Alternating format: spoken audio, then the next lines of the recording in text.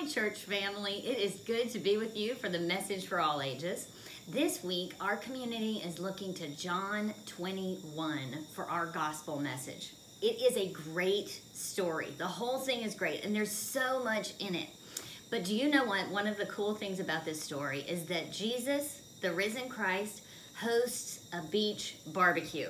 That is right, Jesus grills out. So I'm going to read you just a bit of this story. Now, the guys are out and they are fishing, right? And Jesus sees his friends and they are really failing at this fishing adventure. And he says, put the nets on the other side. And they bring in this huge haul. They get to the shore, and this is what happens. When they had gone ashore, they saw a charcoal fire there with fish on it and bread. Jesus said to them, "Bring some of the fish that you have just caught." So Simon Peter went aboard and hauled the net ashore, full of large fish, 153 of them. And though there were so many, the net was not torn. Jesus said to them, "Come and have breakfast." Now, none of the disciples dared ask him, "Who are you?"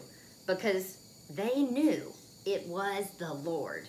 Jesus came and took the bread and gave it to them, and did the same with the fish.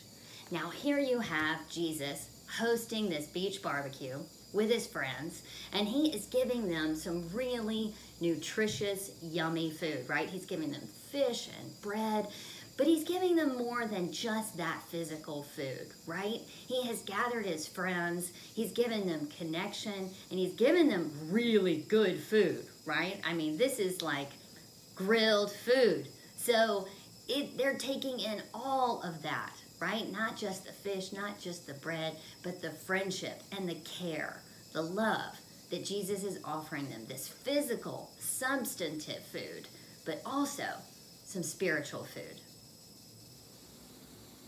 So here we are at our breakfast table, and we'll invite you to have breakfast with us today. So as you can see, we don't eat the same thing. Nora, what are you having? Special K cereal. She's obsessed. She's eaten it almost every morning for like what?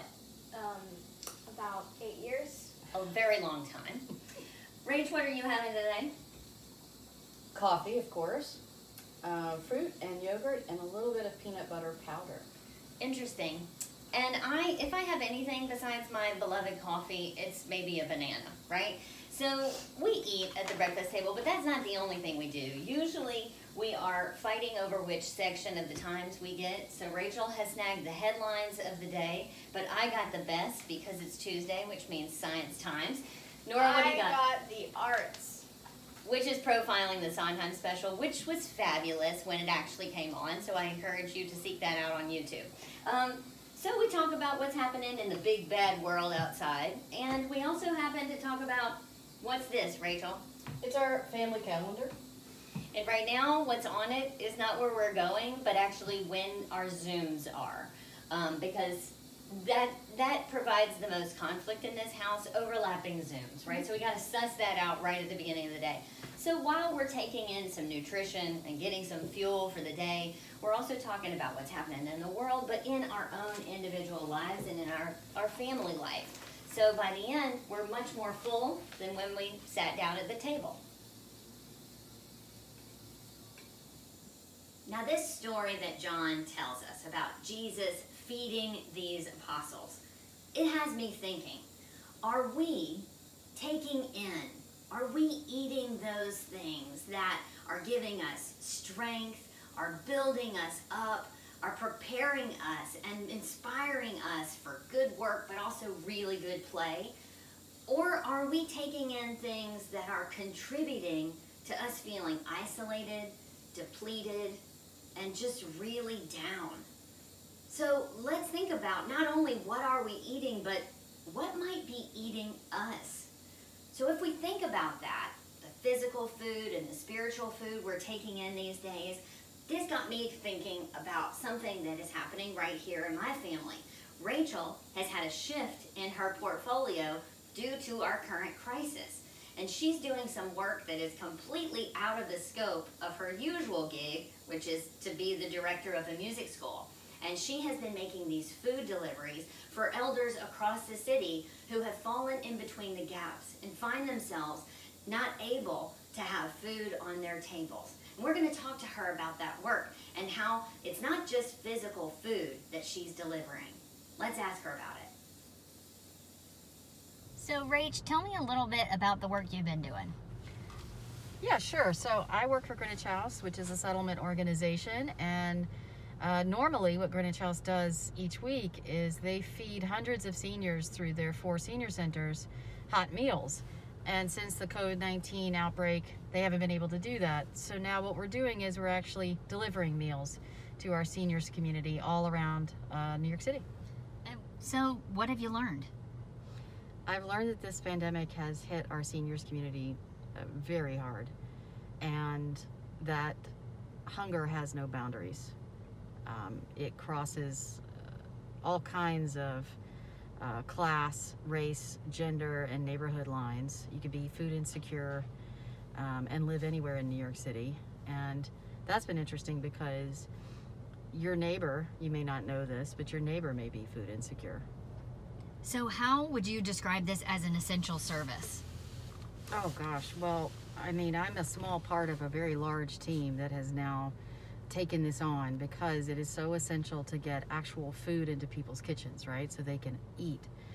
And that is taking care of their physical well-being, which is extremely important. And the other thing, though, that's been interesting is that I've made some friends. And sometimes we text each other after I've dropped off my delivery, and they say how nice it was to see me and thank you so much. And now a few of them know me by my phone number now and say hello, and they're really, really happy to see me, which makes me realize that I might be the only person they see that day or even that week.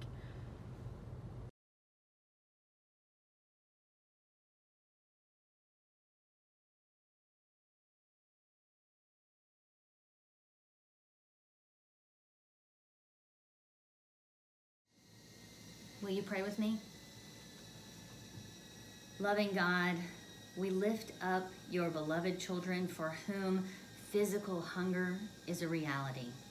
And we ask that each of us be a part of putting food on their tables, finding ways to support those wonderful missions of WSCA and Greenwich House and all of the places who are being creative and finding ways of putting food into your children's bellies. And God, we also lift up our own needs and our own hungers for nutritious spiritual food, for those things that will revive our spirits and help us keep going. Those things like love, connection, friendship, and meaning. God, we want to take in those things too. So point us to where those sources are and let us feast on those, your gifts for us. We thank you for this day. We thank you for this time and this wonderful message. We all need to be fed. Amen.